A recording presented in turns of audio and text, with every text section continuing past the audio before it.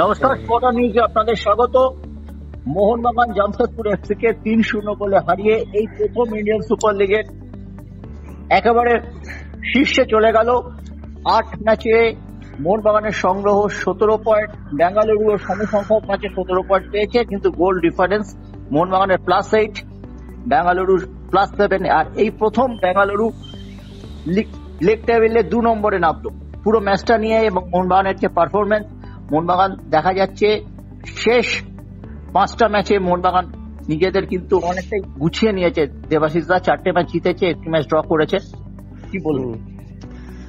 না, জেতা সবসময় ক্রেডিটের, কোনো সন্দেহ নেই, সে যেরকমই টিম হোক। তবে মোহনবাগানের টিমের যে ওয়েট, সেই অনুযায়ী আমি বলবো একটু বেটার আমি এক্সপেক্ট করেছিলাম। কিছু কিছু জায়গা যেমন মাঝমাঠটা নিয়ে খুব প্রবলেম হচ্ছে।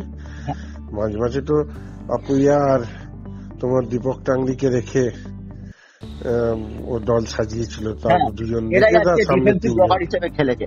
হ্যাঁ, তো অ্যাকচুয়ালি যতক্ষণ না তোমার স্টুয়ার্ট ফিরছে, মাঝমাঠের যে মানে অ্যাক্টিভিটিসটা, যে ফরওয়ার্ড এবং ডিফেন্সের মধ্যে যে কোঅর্ডিনেশনটা, সেটা কিন্তু হওয়া মুশকিল আছে। স্টুয়ার্টও ছিল না, অনিরুদ্ধ থাপাও ছিল না। অনিরুদ্ধকে পরে নামিয়েছে, অনিরুদ্ধকে ছিল পরে নামিয়েছে। হ্যাঁ, কিন্তু স্টুয়ার্টের তো স্টিভেন দাস তোমার স্টুয়ার্ট তো ইনজুরির জন্য নেই, তা নাহলে তো স্টুয়ার্টকে দরকার। মোহনবাগানের এবারের যা টিম, তাতে স্টুয়ার্ট এসেন্সিয়াল। জানবে স্টুয়ার্ট না থাকলে টাফ টিম হলে কিন্তু প্রবলেম হয়ে যাবে। কেন এই আমি প্রথম থেকে জামশেদপুরের যা খেলা দেখেছি, তাতে কিছু ম্যাচ জামশেদপুর জিতে গেছে জাস্ট লাকে, যে তার কথা নয়, জিতে গেছে। সে কোচের লাকি বলো, ক্লাবের লাকি বলো, যাই বলো। তো সেখানে জামশেদপুর বিরাট কিছু ওপর দিকে ছিল, ঠিক কথা, সেকেন্ড থার্ড পজিশনে একটা সময় ছিল। লাস্ট 3টে ম্যাচে 13 গোল খেয়েছে, 5-3। তো জামশেদপুর এমন কিছু আহামরি টিম এই মুহূর্তে না। তারপর আজকে আবার মারেও ছিল না, যে ছেলেটা ফরওয়ার্ডে খুব ডেঞ্জার। হ্যাঁ, তো ন্যাচারালি সেই প্রেসারটা মোহনবাগানের উপর ছিল না। কিন্তু আমি বলবো মোহনবাগানের মাঝমাঠকে আরো কম্প্যাক্ট হতে হবে। আপুইয়া তো ফাইনাল পাসটা বাড়ানো, তো আর আপুইয়া পারছে না। ফাইনাল পাসটা কে বাড়াবে? ওই স্টুয়ার্ট ছাড়া কিন্তু ফাইনাল পাস বাড়ানোর কেউ নেই। আর আমি আগের দিনও বলেছিলাম, পেত্রাতোসকে দিয়ে স্টুয়ার্টের খেলা হবে না। পেত্রাতোসের যা খেলা, সেটা সামনের দিকে। স্কিম করার মতো প্লেয়ার পেত্রাতোস নয়, স্কিম করবে স্টুয়ার্ট। তো ন্যাচারালি স্টুয়ার্ট না থাকলে মোহনবাগানে একটু কমা লাগে।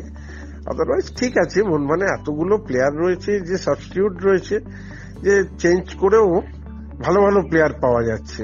লিস্টন ইন্ডিভিজুয়াল গেম খেলে, গোলটা নো ডাউট গোলটা ভালো গোল করেছে, কিন্তু বড্ড বেশি ইন্ডিভিজুয়াল গেম খেলে।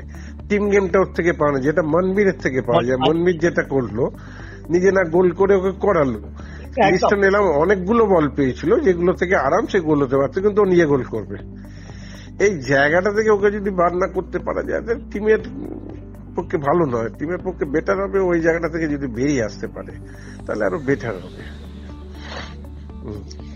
একদম তুমি সঠিক কথা বলেছো। একদম আইডিয়াল টিম ম্যানের মতো পরিচয় দিয়েছে। গোলকিপারকে কাটিয়ে ও ফিনিশ করতে পারতো, কিন্তু ও একটু দুরূহ ছিল। মনবীর সিং, ও কিন্তু ম্যাকলারেন সুবিধাজনক জায়গায় ছিল, একেবারে টপ বক্সেও বলটা পাস করে। একদম টিম গেমের আদর্শ পরিচয় দিয়েছে। একদমই তাই। তারপরেই তুমি দেখো, লিস্টন কোলাসে একটা বল পেয়েছিল, কাটিয়ে ফাটিয়ে শুধু একা সামনে গোলকিপার, বলটা পাশে ঠেলে দিলে আরামসে গোল করতে পারতো। ওইখান থেকে মারতে গিয়ে গোলকিপারের গায়ে লাগিয়ে বাড়ি লাগিয়ে ফেললো। এই যে ডিফারেন্সটা এখানে হয়ে যায়। এখানে যদি একটা ড্র যাচ্ছে, সেই সময় এইসব মিস করে, বা 1 গোলে হারছে, এইসব সময় মিস করে, এই জন্য তাহলে টিমটা প্রেসারে চলে যায় না। এটাকে বুঝতে হবে, ওকে অবশ্যই বুঝতে হবে, তাহলে টিমের পক্ষে ভালো হবে সেটা। এবং এটা বোঝানোর দায়িত্ব টিম ম্যানেজমেন্টের, বিশেষত অবশ্যই কোচের দায়িত্ব, পুরোপুরি কোচের দায়িত্ব এটা। এখন দেখো, কোচ অনেক কিছু বলে, মাঠে নেবে তো আর প্লেয়াররা সবকিছু হয় না। আবার কিছু প্লেয়ার আছে যারা ম্যাচের রং বদলে দিতে পারে।